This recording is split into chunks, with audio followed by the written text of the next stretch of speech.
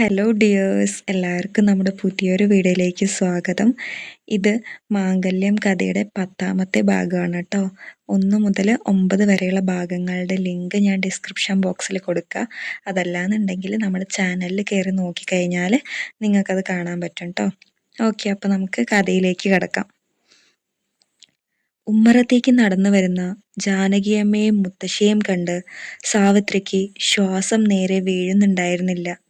ഈ നാട്ടിലെ ഏറ്റവും വലിയ പണക്കാരാണ്, ഹരിശ്രീയിലെ തമ്പുരാട്ടിമാരാണ് തൻ്റെ ചെറിയ വീടിൻ്റെ മുറ്റത്തേക്ക് വന്നിരിക്കുന്നത്. അതും ഇന്നലെ സ്കൂളിൽ അത്രയും വലിയൊരു കോലാഹലം നടന്നതിൻ്റെ പിറ്റേ ദിവസം. സാവിത്രിയുടെ നെഞ്ചെടുപ്പ് പുറത്തേക്ക് കേൾക്കാമായിരുന്നു. ഇന്ദുവാണെങ്കിൽ അമ്മയുടെ പിന്നിലായി പേടിച്ച് വിറച്ചു നിൽക്കുകയാണ്.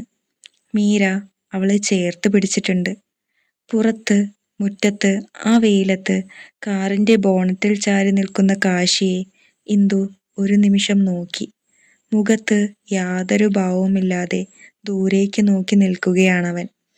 ഇങ്ങോട്ട് എന്തായാലും ഇല്ലെന്നുള്ള ഒരു ഉറപ്പ് ആ നിൽപ്പിലുണ്ട്. ജാനകിയമ്മയും മുത്തശ്ശിയും ഉമ്മറത്തെ പടി കയറി. സാവിത്രി വെപ്രാളത്തോടെ സാരി തലപ്പ് ഒന്നുകൂടി നേരെയാക്കിയിട്ട് കൈകൂപ്പി. നമസ്കാരം മാഡം. സാവിത്രിയുടെ ശബ്ദം വിറയ്ക്കുന്നുണ്ടായിരുന്നു. അകത്തേക്കിരിക്കാം. എന്ത് പറയണം, എന്ത് ചെയ്യണം എന്നറിയാത്ത വല്ലാത്തൊരവസ്ഥയിലായിരുന്നു സാവിത്രി. അവൾ ധൃതിയിൽ ഉമ്മറത്തെ പഴയ 2 മരക്കസേരകൾ സാരി തലപ്പുകൊണ്ട് ഒന്നുകൂടി തുടച്ചു കൊടുത്തു. സാരമില്ല സാവിത്രി, ഞങ്ങളിവിടെ ഇരുന്നോളാം. സാവിത്രി ഇരിക്കി. ജാനകിയമ്മ വളരെ സ്നേഹത്തോടെ പറഞ്ഞുകൊണ്ട് ആ കസേരയിലേക്ക് ഇരുന്നു. മുത്തശ്ശിയും അരികിലായിരുന്നു. അവരുടെ ആ പെരുമാറ്റത്തിൽ വലിയ കാശുകാരാണെന്നുള്ള യാതൊരു അഹങ്കാരവും ഉണ്ടായിരുന്നില്ല. ഇന്ദുവും മീരയും വാതിൽക്കൽ പതുങ്ങി നിൽക്കുകയായിരുന്നു. ജാനകിയമ്മ ഇന്ദുവിനെ നോക്കി ഒന്ന് പുഞ്ചിരിച്ചു. പക്ഷേ ഇന്ദുവിൻ്റെ മുഖത്ത് ആശ്വാസത്തിന് പകരം പേടിയായിരുന്നു. സാവിത്രി അവരെ നോക്കി കൈകെട്ടി നിന്നു. ആ ചെറിയ ഹാളിലാകെ ഒരു നിമിഷം വല്ലാത്തൊരു നിശബ്ദത തളം കെട്ടി നിന്നു. ഭിത്തിയിലിരിക്കുന്ന പഴയ ക്ലോക്കിലെ പെൻഡുലം ആടുന്ന ശബ്ദം മാത്രമാണ് അവിടെ കേൾക്കുന്നത്. രാഘവൻ ഇപ്പോ എങ്ങനെയുണ്ട് സാവിത്രി? നിശബ്ദത ഭേദിച്ചുകൊണ്ട് ജാനകിയമ്മ ചോദിച്ചു. വളരെ കരുതലോടെയുള്ള ആ ചോദ്യം കേട്ടപ്പോൾ സാവിത്രിയുടെ കണ്ണുകൾ അറിയാതെ നിറഞ്ഞു. കിടപ്പാം മാഡം. ആ കീമോ കഴിഞ്ഞതിൻ്റെ ഭയങ്കര ക്ഷീണമുണ്ട്. എഴുന്നേക്കാൻ തീരെ വയ്യ. കുറച്ചു നേരം മുമ്പ് മരുന്ന് കഴിച്ചൊന്ന് മയങ്ങിയതാ. സാവിത്രി സങ്കടം ഉള്ളിലൊതുക്കി പറഞ്ഞു. ആ, വിളിക്കണ്ട, ഉറങ്ങിക്കോട്ടെ. അസുഖം വന്ന് കിടക്കുന്ന ആളെ വെറുതെ ബുദ്ധിമുട്ടിക്കണ്ട, മുത്തശ്ശി ഇടയിൽ കയറി പറഞ്ഞു. പിന്നെയും കുറച്ചു നേരം നിശബ്ദത. ഇനി അവർ എന്തായിരിക്കും പറയാൻ പോകുന്നത് എന്നോർത്ത് ഇന്ദുവിൻ്റെ നെഞ്ച് പടപടാ മിടിക്കുന്നുണ്ടായിരുന്നു. ഇന്നലെ സ്കൂളിൽ വെച്ച് ആ മോതിരം തരുമ്പോൾ ജാനകിയമ്മയ്ക്ക് തന്നോട് നല്ല സ്നേഹമായിരുന്നു. പക്ഷേ രാജേഷിൻ്റെ ആരോപണം കേട്ടതിന് ശേഷം അത് മാറിയിട്ടുണ്ടാകുമോ? തന്നെ സ്കൂളിൽ നിന്ന് പിരിച്ചുവിടാൻ വന്നതാണോ? ഇന്ദു മീരയുടെ കൈ ഒന്നുകൂടി മുറുകെ പിടിച്ചു. ജാനകിയമ്മ സാവിത്രിയുടെ മുഖത്തേക്ക് തന്നെ നോക്കി. കുറച്ചുകൂടി ഗൗരവത്തോടെ എന്നാൽ വളരെ ശാന്തമായി അവർ സംസാരിക്കാൻ തുടങ്ങി. സാവിത്രി, ഇന്നലെ സ്കൂളിൽ വാർഷികത്തിന് നടന്ന കാര്യങ്ങളൊക്കെ അറിഞ്ഞു കാണുമല്ലോ അല്ലേ? ആ ചോദ്യം കേട്ടതും സാവിത്രിയുടെ നിയന്ത്രണം വിട്ടു. അവളുടെ കണ്ണുകളിൽ നിന്ന് കണ്ണുനീർ ധാരധാരയായി ഒഴുകാൻ തുടങ്ങി. സാവിത്രി പെട്ടെന്ന് മുന്നോട്ട് വന്ന് ജാനകിയമ്മയുടെ കൈകളിൽ പിടിച്ചു. മാഡം, എൻ്റെ കുട്ടിക്ക് ഇതിലൊരു തെറ്റുമില്ല. അവൾ ആ രാജേഷ് സാറുമായിട്ട് അവൾക്ക് യാതൊരു ബന്ധവുമില്ല. പിന്നെ മാഡത്തിൻ്റെ മോൻ കാശി സാർ, അദ്ദേഹം ഇന്നലെ ബസ് കിട്ടാതെ വന്നപ്പോൾ എൻ്റെ കുട്ടിയെ ഒന്ന് വീട്ടിലാക്കിയതാ. അല്ലാതെ അവർ തമ്മിലും ഒരു അവിഹിതവുമില്ല. എൻ്റെ മോള് അങ്ങനെ ഒരാളല്ല മാഡം. പാവം എൻ്റെ കുട്ടി ആ രാജേഷ് അവൾക്കെതിരെ ഇല്ലാത്തത് പറഞ്ഞുണ്ടാക്കിയതാ. സാവിത്രി പൊട്ടിക്കരഞ്ഞുകൊണ്ട് പറഞ്ഞു. ഇന്ദുവും അത് കേട്ട് വാതിൽക്കൽ നിന്ന് വിതുമ്പുന്നുണ്ടായിരുന്നു. മീര അവളെ ആശ്വസിപ്പിക്കാൻ പാടുപെട്ടു. ജാനകിയമ്മ വളരെ സ്നേഹത്തോടെ സാവിത്രിയുടെ കൈകളിൽ പിടിച്ച് അവളെ സമാധാനിപ്പിച്ചു. സാവിത്രി, കരയാതിരിക്കി. ആദ്യം നീ കണ്ണു തുടക്കി. ജാനകിയമ്മ ഒരു ദീർഘനിശ്വാസം വിട്ടു. എനിക്കറിയാം സാവിത്രി, നിന്റെ മോൾക്ക് ഒരു തെറ്റുമില്ലാന്ന് എനിക്ക് നന്നായിട്ട് അറിയാം. ഇന്നലെ ആ സ്റ്റേജിൽ കളങ്കമില്ലാതെ നൃത്തം ചെയ്ത ഇവളുടെ മുഖം കണ്ടപ്പോൾ തന്നെ എനിക്ക് മനസ്സിലായതാ ഇവളുടെ മനസ്സെന്താണെന്ന്. ആ രാജേഷ് എന്ന അധ്യാപകൻ വളരെ മോശക്കാരനാണ്. അവൻ സ്വന്തം തെറ്റ് മറയ്ക്കാൻ വേണ്ടി കാശിയുടെയും ഇന്ദുവിൻ്റെയും പേര് ചേർത്ത് ഒരു അപവാദം പറഞ്ഞുണ്ടാക്കിയതാണ്. ജാനകിയമ്മ സാവിത്രിയുടെ കണ്ണുകളിലേക്ക് നേരെ നോക്കി പറഞ്ഞു. പിന്നെ എൻ്റെ കാശി, നാട്ടുകാരുടെ കണ്ണിൽ അവനൊരു അലസനായിരിക്കാം. കൂട്ടുകാരും ആ ബുള്ളറ്റും ഒക്കെ ആയിട്ട് വെറുതെ സമയം കളഞ്ഞു നടക്കുന്നവനാണെന്ന് പലരും പറയുന്നത് ഞാനും കേട്ടിട്ടുണ്ട്. അവൻ പെട്ടെന്ന് ദേഷ്യം വരുന്ന ഒരു പ്രകൃതക്കാരനുമാണ്. പക്ഷെ സാവിത്രി, ഒരമ്മ എന്ന നിലയിൽ എനിക്ക് ഉറപ്പിച്ച് പറയാൻ കഴിയും, അവൻ ഒരിക്കലും ഒരു പെൺകുട്ടിയെ മോശപ്പെട്ട രീതിയിൽ നോക്കുകയോ അവരെ അപമാനിക്കുകയോ ചെയ്യില്ല. രഹസ്യമായിട്ട് അങ്ങനൊരു ബന്ധം വെച്ചുകൊണ്ടിരിക്കാനും അവൻ പോവില്ല. ആ രാജേഷ് പറഞ്ഞത് കേട്ട് സാവിത്രി എൻ്റെ മകനെ തെറ്റിദ്ധരിക്കരുത്. അയ്യോ ഇല്ല മാഡം, സാവിത്രി പെട്ടെന്ന് പറഞ്ഞു. എനിക്ക് കാശി സാറിനെ കുറിച്ച് അങ്ങനെ ഒരു മോശം അഭിപ്രായവും ഇല്ല. സാറെൻ്റെ കുട്ടിയെ രക്ഷിക്കാനല്ലേ ഇന്നലെ അവളെ ശ്രമിച്ചത്. അതിലെനിക്ക് നന്ദി മാത്രമേ ഉള്ളൂ. ഇന്ദുവും അത് കേട്ട് മനസ്സിൽ ശരിവെച്ചു. അതെ, അവൻ കലിപ്പനും ഒരു തെമ്മാടിയും ഒക്കെ ആയിരിക്കാം. പക്ഷേ ഇന്നലെ അവൻ ചെയ്തത് വലിയൊരു കാര്യമാണ്. അതുകൊണ്ട് അവളും അവനെ മോശക്കാരനായിട്ടൊന്നും കണ്ടിരുന്നില്ല. മുത്തശ്ശി ഇത്രയും നേരം എല്ലാം കേട്ടുകൊണ്ടിരിക്കുകയായിരുന്നു. അവർ പതുക്കെ മുന്നോട്ടാഞ്ഞ് സാവിത്രിയോട് പറഞ്ഞു. സാവിത്രി, നമുക്കറിയാം നമ്മുടെ കുട്ടികൾ തെറ്റ് ചെയ്തിട്ടില്ലെന്ന്. പക്ഷേ ഈ നാട്ടുകാർക്ക് അതറിയണമെന്നില്ലല്ലോ. ഇന്നലെ അത്രയും ആളുകളുടെ മുന്നിൽ വെച്ചല്ലേ ആ രാജേഷ് ഓരോന്ന് വിളിച്ചു പറഞ്ഞത്. അത് കാട്ടുതീ പോലെ നാട് മുഴുവൻ പടരും. പലരും പലതും പറയും. നാളെ ഈ പെൺകുട്ടി ഈ വഴിയിലൂടെ നടന്നു പോകുമ്പോൾ ആളുകൾ അവളെ നോക്കി കുശുകുശുക്കും. അസുഖം വന്ന് കിടക്കുന്ന രാഘവൻ ഇതൊക്കെ കേട്ടാ അയാൾക്ക് താങ്ങാൻ പറ്റുമോ? മുത്തശ്ശി പറഞ്ഞ ഓരോ വാക്കും സാവിത്രിയുടെ നെഞ്ചിൽ അമ്പുപോലെയാണ് തറച്ചത്.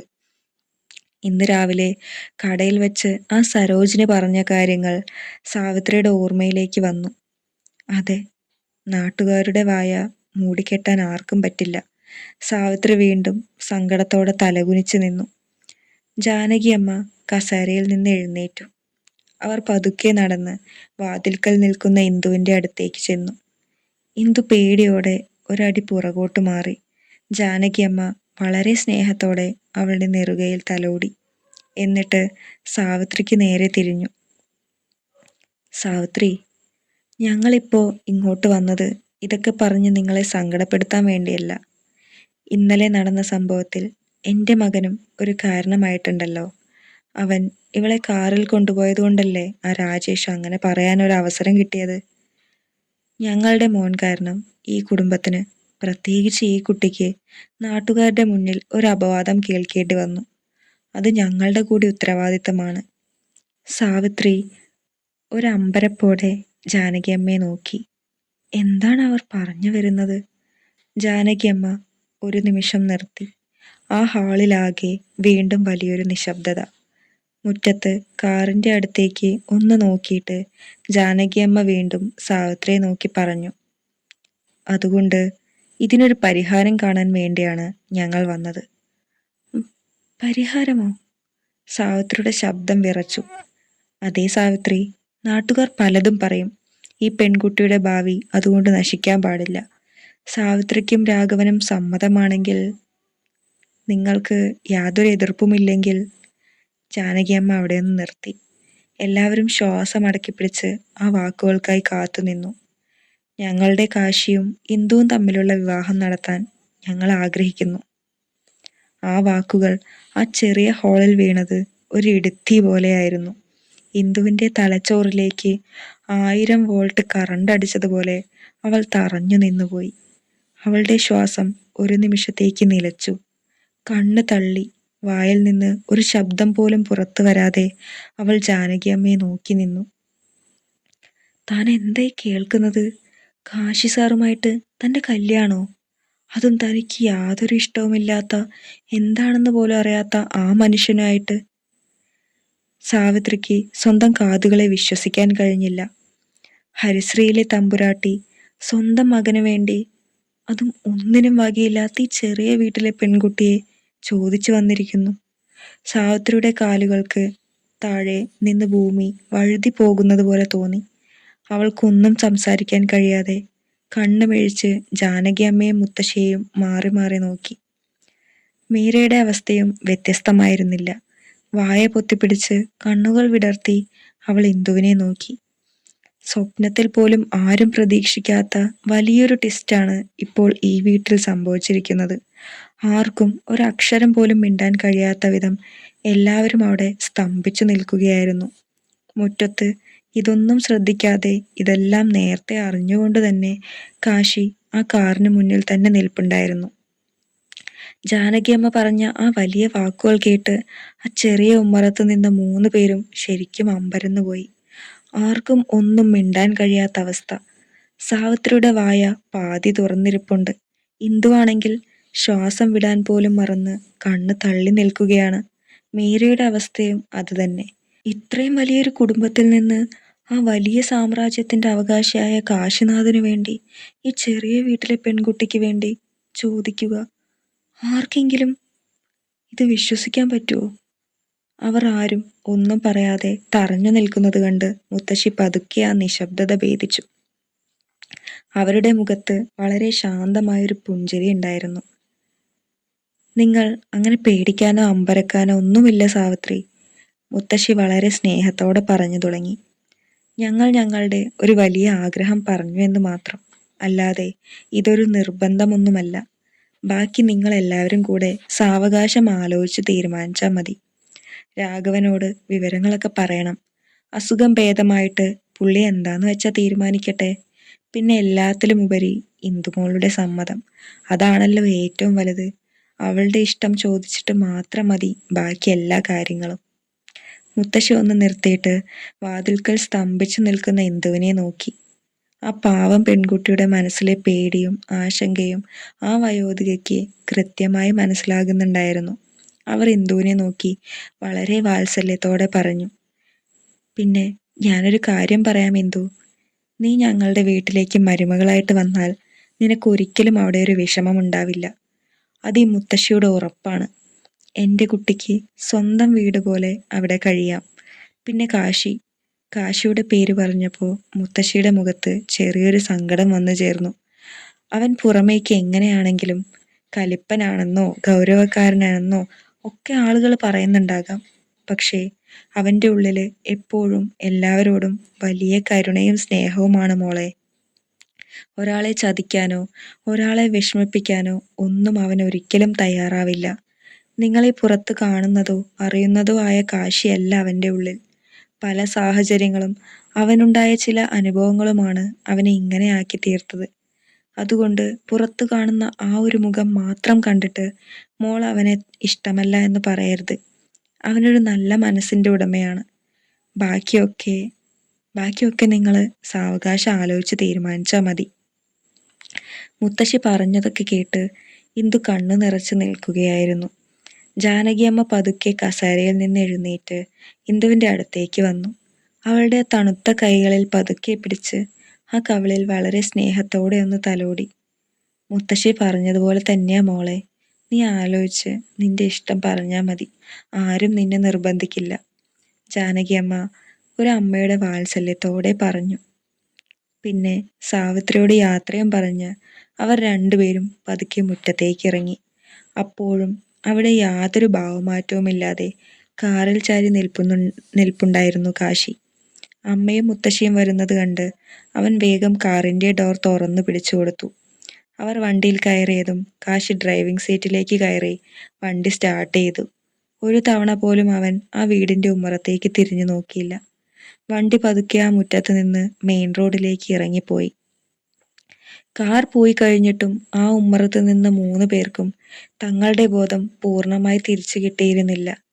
മുറ്റത്ത് ആ കാർ വന്നതിൻ്റെ ടയർ പാടുകൾ അപ്പോഴും കിടപ്പുണ്ടായിരുന്നു. സാവിത്രി തളർച്ചയോടെ ആ പഴയ മരക്കസേരയിലേക്ക് ഇരുന്നു. ഇന്ദുവും മീരയും അവളുടെ അടുത്തേക്ക് വന്നു. എന്താ മോളെ ഇതൊക്കെ? എനിക്കിപ്പോഴൊന്നും വിശ്വസിക്കാൻ പറ്റുന്നില്ല, സാവിത്രി തലയ്ക്ക് കൈ കൊടുത്തുകൊണ്ട് പറഞ്ഞു. ആ ഹരിശ്രീയിലെ തമ്പുരാട്ടിമാർ ഇവിടെ വന്ന് എൻ്റെ കുട്ടിയെ അവരുടെ മരുമകളാക്കാൻ ചോദിച്ചിരിക്കുന്നു. ഇത് ഞാൻ സ്വപ്നം കാണുകയാണോ അതോ സത്യമാണോ? മീര സാവിത്രിയുടെ തോളിൽ കൈവച്ചു. സത്യമാ അമ്മേ, അവരങ്ങനെ തന്നെ പറഞ്ഞിട്ടാ പോയത്. എൻ്റെ ദൈവമേ, ഇതിപ്പോ എങ്ങനെയാ രാഘവേട്ടനോട് പറയുക? ആ രാജേഷ് പറഞ്ഞ അപവാദം കേട്ട് എന്നെക്കാള് സങ്കടപ്പെട്ടത് ആ കാശി സാറാണെന്ന് തോന്നുന്നു. അതിന്റെ പേരിൽ എൻ്റെ കുട്ടിക്കൊരു ചീത്തപ്പേര് വരാതിരിക്കാൻ വേണ്ടിയാണോ അവർ ഈ കല്യാണം ആലോചിക്കുന്നത്? എനിക്കൊന്നും മനസ്സിലാവുന്നില്ല മോളെ, സാവിത്രി സങ്കടവും അമ്പരപ്പും കലർന്ന ശബ്ദത്തിൽ പറഞ്ഞു. ഇന്ദുവിന് ഒന്നും മിണ്ടാൻ കഴിയുന്നുണ്ടായിരുന്നില്ല. അവളുടെ തലച്ചോറ് പണിമുടക്കിയ അവസ്ഥയിലായിരുന്നു. എന്താണ് താനിനി ചെയ്യേണ്ടത്? എന്ത് തീരുമാനമാണ് താൻ എടുക്കേണ്ടത്? അവളുടെ കണ്ണുകളിൽ ഇരുട്ട് കയറുന്നത് പോലെ തോന്നി. കുറെ നേരം അവർ അങ്ങനെ തന്നെ ഉമ്മറത്തിരുന്നു. ആർക്കും പരസ്പരം ഒന്നും പറയാനുണ്ടായിരുന്നില്ല. ഓരോരുത്തരും അവരവരുടേതായ ചിന്തകളിലായിരുന്നു. അച്ഛൻ എഴുന്നേൽക്കുന്നതിന് മുൻപ് സാവിത്രി അടുക്കളയിലേക്ക് പോയി. കുറച്ചു കഴിഞ്ഞ് വല്ലാത്തൊരു വീർപ്പുമുട്ടൽ തോന്നിയപ്പോൾ ഇന്ദുവും മീരയും കൂടി പതുക്കെ വീടിന് പുറത്തേക്ക് നടക്കാനിറങ്ങി. പാടവരമ്പത്തു കൂടിയുള്ള ആ ഇടുങ്ങിയ വഴിയിലൂടെ നടക്കുമ്പോൾ രണ്ടുപേരും ഒന്നും മിണ്ടിയില്ല. ഇളം കാറ്റ് വീശുന്നുണ്ടായിരുന്നെങ്കിലും ഇന്ദുവിൻ്റെ ഉള്ളിലെ തീ കെടുത്താൻ അതിന് കഴിഞ്ഞില്ല.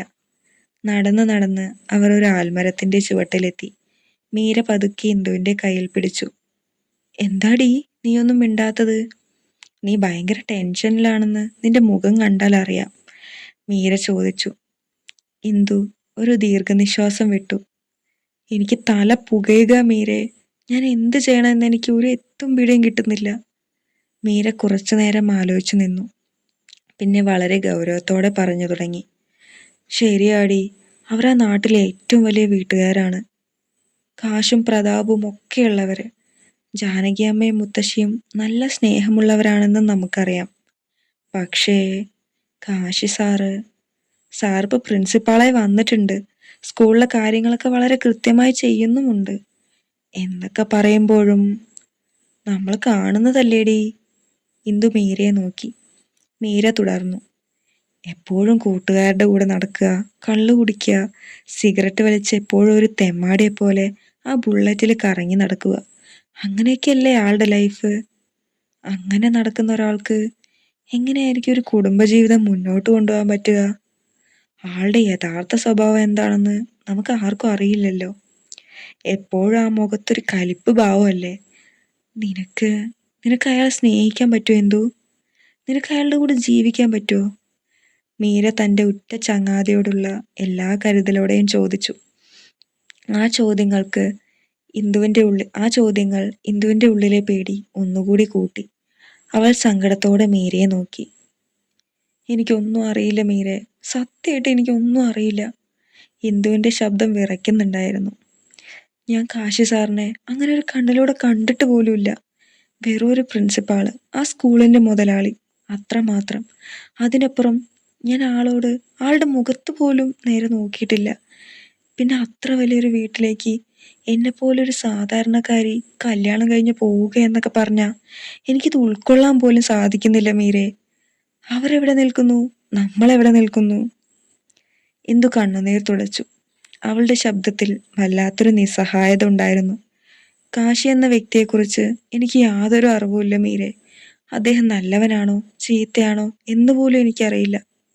പക്ഷേ ഇന്ദു ഒന്ന് നിർത്തി. അവളുടെ ഉള്ളിൽ വല്ലാത്തൊരു ഭാരം കിടപ്പുന്നുണ്ടായിരുന്നു. എൻ്റെ അച്ഛന് ക്യാൻസർ ആണെന്ന് അറിഞ്ഞപ്പോൾ ഹോസ്പിറ്റലിൽ അടയ്ക്കാൻ ലക്ഷങ്ങൾ വേണ്ടി വന്നപ്പോൾ അച്ഛൻ്റെ ചികിത്സയുടെ എല്ലാ കാര്യങ്ങളും നോക്കിക്കോളാമെന്ന് വാക്ക് തന്നതും അവരാണ്. അത്രയും വലിയൊരു ഉപകാരം ചെയ്തവരോട് എന്നെ വിശ്വസിച്ച് ഇങ്ങോട്ട് വന്ന് എൻ്റെ കൈ പിടിച്ച ജാനകി അമ്മയോട് എനിക്കിതിന് പറ്റില്ല എന്ന് ഞാൻ എങ്ങനെയാ മീരെ പറയുക? എങ്ങനെയാ അവരോട് ഞാനൊരു നോ പറയുക? എനിക്ക് ആലോചിച്ചിട്ട് ഭ്രാന്ത് പിടിക്കുന്നു മീരെ. എൻ്റെ കണ്ണിൽ ശരിക്കും ഇരുട്ട് കയറുന്നു. ഇന്ദു മുഖം പൊത്തി വീണ്ടും കരയാൻ തുടങ്ങി. മീര അവളെ നെഞ്ചോട് ചേർത്ത് പിടിച്ചു. എന്തു പറഞ്ഞ് അവളെ ആശ്വസിപ്പിക്കണമെന്ന് മീരയ്ക്കും അറിയുമായിരുന്നില്ല. ഒരു വശത്ത് താൻ ഇതുവരെ മനസ്സിലാക്കിയിട്ടില്ലാത്ത തെമ്മാടി എന്ന് നാട്ടുകാർ പറയുന്ന ഒരാളോടുള്ള ഭയം, മറുവശത്ത് തൻ്റെ അച്ഛൻ്റെ ജീവൻ തിരിച്ചു നൽകിയവരോടുള്ള കടപ്പാട്, ഈ രണ്ട് വലിയ പ്രതിസന്ധികൾക്കിടയിൽപ്പെട്ട് ആ പാവം പെൺകുട്ടിയുടെ മനസ്സ് ശരിക്കും നേറുകയായിരുന്നു. ഇതൊന്നും കാണാതെ കാറ്റ് അപ്പോഴും ആ ആൽമരച്ചില്ലകളെ തഴുകി കടന്നു പോകുന്നുണ്ടായിരുന്നു. അവളുടെ ജീവിതത്തിൽ വീശാൻ പോകുന്ന വലിയൊരു കൊടുങ്കാറ്റിൻ്റെ മുന്നറിയിപ്പ് പോലെ. തുടരും. കഥ ഇഷ്ടപ്പെട്ടു കഴിഞ്ഞാൽ ലൈക്ക് ചെയ്യാനും അതുപോലെ തന്നെ അഭിപ്രായങ്ങൾ കമൻറ്റ് ചെയ്യാനും മറക്കരുത് കേട്ടോ. നമ്മുടെ ചാനൽ ആദ്യമായിട്ട് ആരെങ്കിലും കാണുന്നുണ്ടെങ്കിൽ ഒന്ന് സബ്സ്ക്രൈബ് ചെയ്ത് വെക്കുക കേട്ടോ. എന്നാൽ മാത്രമാണ് ഇനി വീഡിയോസ് ഇടുമ്പോൾ നിങ്ങൾക്ക് നോട്ടിഫിക്കേഷൻ കിട്ടുള്ളൂ. അതുപോലെ തന്നെ ഹൈപ്പ് കൊടുക്കാൻ പറ്റുകയാണെങ്കിൽ ഹൈപ്പ് കൂടി കൊടുക്കുക കേട്ടോ. ഇതിൻ്റെ അടുത്ത പാർട്ടുമായിട്ട് നമുക്ക് നാളെ കാണാം. ബൈ.